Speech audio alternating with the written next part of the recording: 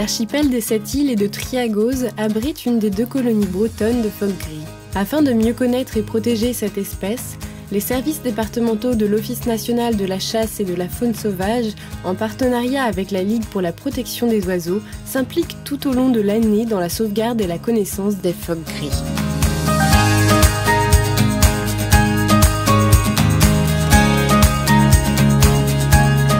Donc les 7 îles, c'est un archipel situé à peu près à 5 km de la côte. C'est la plus grosse colonie d'oiseaux marins en France. On a également une grosse population de phoques. On accueille actuellement en moyenne une trentaine d'individus par jour sur l'archipel. Le phoque utilise l'archipel sur tous ses sites de vie, y compris la reproduction.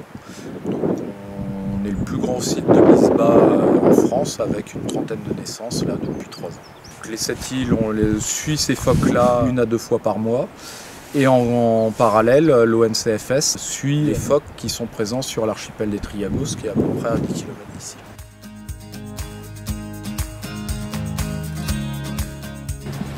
Donc le comptage se fait uniquement sur des gros coefficients et sur marée basse. Parce que par principe, le phoque se pose sur les rochers, la marée descend et il reste donc à se reposer sur les rochers. Donc nous on les fait donc 1h30 avant la marée basse.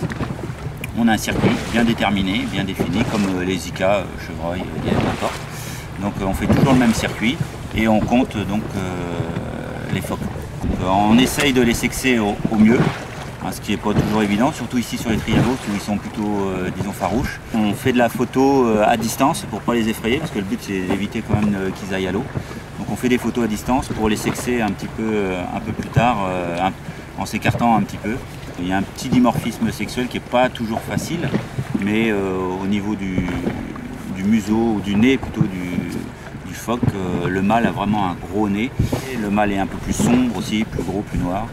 Une fois que les données de terrain donc, sont récupérées, donc on les informatise et après c'est renvoyé donc, à l'université de La Rochelle. C'est bancarisé par Cécile Vincent qui s'occupe